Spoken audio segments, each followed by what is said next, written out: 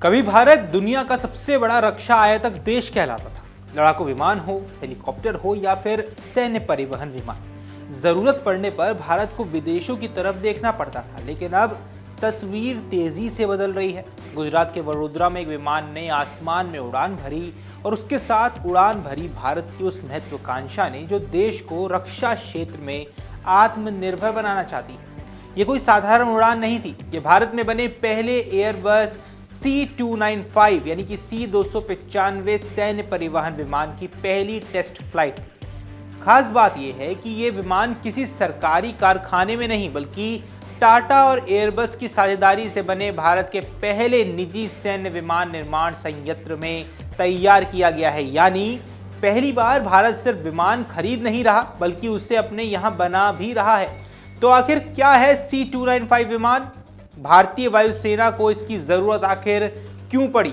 वडोदरा में बने इस विमान की टेस्ट फ्लाइट इतनी बड़ी उपलब्धि क्यों मानी जा रही है और कैसे ये प्रोजेक्ट भारत को वैश्विक रक्षा निर्माण के नक्शे पर नई पहचान दिला सकता है? आइए इस कहानी को विस्तार से समझते हैं। नमस्कार, आप देख रहे हैं अमर उजाला। मैं हूं आपके साथ साहिल सुयाल। दरअसल भारत ने रक्षा और एरोस्पेस क्षेत्र में एक ऐतिहासिक उपलब्धि हासिल की है।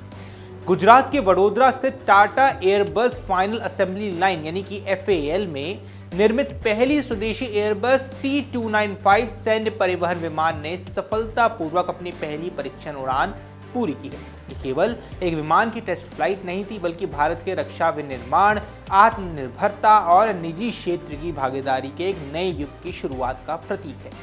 ये पहली बार है जब भारत में किसी निजी कंपनी द्वारा सैन्य परिवहन विमान का निर्माण किया गया है। टाटा एडवांस सिस्टम लिमिटेड यानी कि TASL और एयरबस की साझेदारी में तैयार ये विमान भारतीय वायुसेना के आधुनिकीकरण में अहम भूमिका निभाएगा। आइए अब आपको समझाते हैं क्या है C295 विमान। दरअसल एयरबस C295 एक मध्यम क्षमता वाला ट्विन टर्बोपॉप सैन्य परिवहन विमान है। इसे सैनिकों, हथियारों, सैन्य उपकरणों और राहत सामग्री को एक स्थान से दूसरे स्थान तक पहुंचाने के लिए डिजाइन किया गया है। ये विमान बेहद बहुउद्देशीय यानी कि मल्टी रोल में है और कई तरह के मिशनों में इस्तेमाल किया जा सकता है। आइए अब आपको इसके उपयोग बताते हैं। इसके प्रमुख उपयोग हैं, पहला, सैनिकों का परिवहन, फिर सैन्य उपकरणों और कार्गो को ढोना, मेडिकल इवैक्यूएशन करवाना, आपदा राहत अभियान में और विशेष बलों के ऑपरेशन में भी इस्तेमाल किया जा सकता है। वहीं समुद्री निगरानी के लिए और मानवीय सहायता मिशनों में ये इस्तेमाल किया जा सकता है। C295 की सबसे बड़ी खासियत यह है कि ये छोटे और कच्चे रनवे से भी उड़ान भर सकता है। यही कारण है कि इसे सीमावर्ती और दुर्गम इलाकों के लिए बेहद उपयुक्त माना जाता है। अब भारत ने C295 खरीदने का फैसला क्यों किया, ये भी समझिए। भारतीय वायुसेना पिछले कई दशकों से एवरो HS-748 परिवहन विमानों का उपयोग कर रही है। इनमें से अधिकांश विमान 1960 और 1970 के दशक में सेवा में आए थे। समय के साथ इनकी तकनीक पुरानी पड़ गई और रखरखाव भी महंगा होता गया। ऐसे में भारतीय वायुसेना को एक आधुनिक, भरोसेमंद और बहुउद्देशीय परिवहन विमान की जरूरत थी। इसी आवश्यकता को पूरा करने के लिए 2021 में भारत सरकार ने एयरबस के साथ लगभग 21,935 करोड़ का समझौता किया। इस डील के तहत भारतीय वायुसेना को कुल 56 C295 विमान मिलने हैं। अब आपको समझाते हैं आखिर ये 56 विमानों की डील इतनी खास क्यों है। इस समझौते की सबसे महत्वपूर्ण बात इसका मेक इन इंडिया मॉडल है। अब इस योजना की माने तो पहले 16 विमान स्पेन से तैयार अवस्था यानी फ्लाई अवे कंडीशन में भारत को दिए जाएंगे और बाकी 40 विमानों का निर्माण भारत में किया जाएगा। इन 40 विमानों को वडोदरा स्थित टाटा एयरबेस संयंत्र में तैयार किया जाएगा। यानी भारत सिर्फ विमान खरीद नहीं रहा है बल्कि उसका निर्माण, तकनीक और उत्पादन क्षमता भी विकसित कर रहा है। अच्छा, अब यहाँ सवाल उठने शुरू हो जाएंगे कि आखिर वडोदरा प्लांट ही क्यों? दरअसल गुजरात के वडोदरा में स्थित ये फाइनल असेंबली लाइन भारत के रक्षा विनिर्माण इतिहास में बेहद महत्वपूर्ण है। अक्टूबर 2024 में इस संयंत्र का उद्घाटन भारत के प्रधानमंत्री और स्पेन के प्रधानमंत्री द्वारा किया गया था। ये भारत की पहली निजी क्षेत्र आधारित सैन्य विमान निर्माण सुविधा मानी जाती है। अब इस प्लांट में विमान के प्रमुख ढांचे का निर्माण, फाइनल असेंबली, सिस्टम इंटीग्रेशन, परीक्षण, गुणवत्ता जांच जैसे सभी महत्वपूर्ण कार्य किए जाते हैं। ये सुविधा भारत को केवल विमान असेंबल करने वाला देश नहीं बल्कि पूर्ण सैन्य विमान निर्माता देश बनाने की दिशा में भी आगे बढ़ाता है।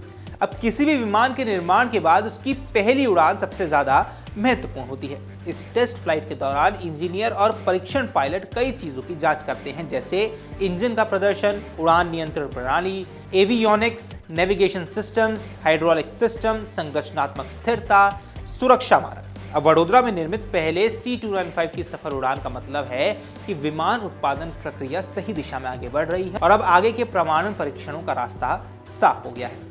अब सवाल उठता है कि भारत को इससे क्या फायदा मिलेगा। दरअसल पहला है, आत्मनिर्भर भारत को यह मजबूती मिलेगी। ये परियोजना भारत की रक्षा आत्मनिर्भरता को मजबूत करेगी। लंबे समय तक भारत रक्षा उपकरणों के लिए विदेशी कंपनियों पर निर्भर रहा है, लेकिन अब देश निर्माण क्षमता विकसित कर रहा है। C295 या C295 कार्यक्रम इसी दिशा में एक बड़ा कदम है। दूसरा है टेक्नोलॉजी ट्रांसफर। इस परियोजना के जरिए भारत को उन्नत विमान निर्माण तकनीक तक पहुंच मिलेगी। अब यहां एयरफ्रेम निर्माण, एवियोनिक्स इंटीग्रेशन, गुणवत्ता नियंत्रण और परीक्षण प्रक्रियाएं जैसी तकनीकी विशेषज्ञता भारतीय उद्योगों को प्राप्त होने वाली है। तीसरा, रोजगार सृजन। अब ये परियोजना हजारों प्रत्यक्ष और अप्रत्यक्ष रोजगार पैदा करेंगे। स्थानीय उद्योगों, MSME कंपनियों और सप्लाई चेन नेटवर्क को भी इसका लाभ मिलने वाला है। अब आपको बताते हैं कि आखिर भारतीय उद्योग को इससे कितना लाभ होगा। टाटा एडवांस सिस्टम्स के अनुसार C295 कार्यक्रम के अंतर्गत 13,000 से ज्यादा पार्ट्स भारत में बनाए जाएंगे। 21 विशेष विनिर्माण प्रक्रियाओं का स्थानीयकरण किया जाएगा। 37 भारतीय आपूर्तिकर्ताओं को परियोजना से जोड़ा गया है। वहीं 40 विमानों के लिए 85% से ज्यादा स्ट्रक्चरल और असेंबली कार्य भारत में होंगे। इसका मतलब ये है कि सिर्फ एक विमान निर्माण परियोजना नहीं, बल्कि पूरे एरोस्पेस इकोसिस्टम को विकसित करने वाला ये एक कार्यक्रम है। अब C295 को दुनिया के सबसे भरोसेमंद सामरिक परिवहन विमानों में गिना जाता है। अब आइए इसकी मुख्य विशेषताएं आपको बता देते हैं। 2 शक्तिशाली Pratt and Whitney PW127G engine इसमें लगे हैं। कम दूरी से टेक ऑफ और लैंडिंग दोनों कर सकता है। ऊबड़ खाबड़ रनवे पर इसका संचालन किया जा सकता है। लगभग 70 सैनिकों को इसके ले जाने की क्षमता है और लगभग 50 पैराट्रूपर्स की इसमें तैनाती हो सकती है। मेडिकल इवैक्यूएशन कॉन्फ़िगरेशन इसमें मौजूद है। आधुनिक डिजिटल कॉकपिट है। बेहतर ईंधन दक्षता है। अब इन क्षमताओं के कारण ये विमान भारतीय सेना, वायुसेना, नौसेना और तटरक्षक बल के लिए भी उपयोगी साबित हो जाता है। भारत की सीमाएं हिमालयी क्षेत्रों, रेगिस्तानों और दुर्गम इलाकों से होकर गुजरती हैं। लद्दाख, अरुणाचल प्रदेश, सियाचिन और पूर्वोत्तर के कई क्षेत्रों में बड़े विमानों का संचालन कठिन होता है। C295 ऐसे क्षेत्रों में सैनिकों और रसद को तेजी से पहुंचाने में मदद करेगा। युद्ध या आपदा की स्थिति में ये विमान तुरंत प्रतिक्रिया देने की क्षमता प्रदान करेगा। फिलहाल ये कार्यक्रम भारतीय वायुसेना के लिए है, लेकिन विशेषज्ञों का मानना है कि भविष्य में इसे भारतीय नौसेना, भारतीय तटरक्षक बल, विशेष सुरक्षा एजेंसियों को भी C295 प्लेटफॉर्म का उपयोग करवाया जाएगा। अब दुनिया के कई देशों ने इस विमान के समुद्री निगरानी और खुफिया मिशन संस्करण भी अपनाए हुए हैं। भारत लंबे समय तक दुनिया का सबसे बड़ा रक्षा आयातक देशों में से एक रहा है, लेकिन अब तस्वीर बदलती हुई साफ नजर आ रही है। C295 की सफल टेस्ट फ्लाइट ये दिखाती है कि भारत जटिल सैन्य प्लेटफॉर्म्स बना सकता है, वैश्विक रक्षा कंपनियों के साथ साझेदारी भी कर सकता है, उच्च तकनीक विनिर्माण में सक्षम है, रक्षा निर्यातक बनाने की दिशा में भी वो लगातार आगे बढ़ता जा रहा है।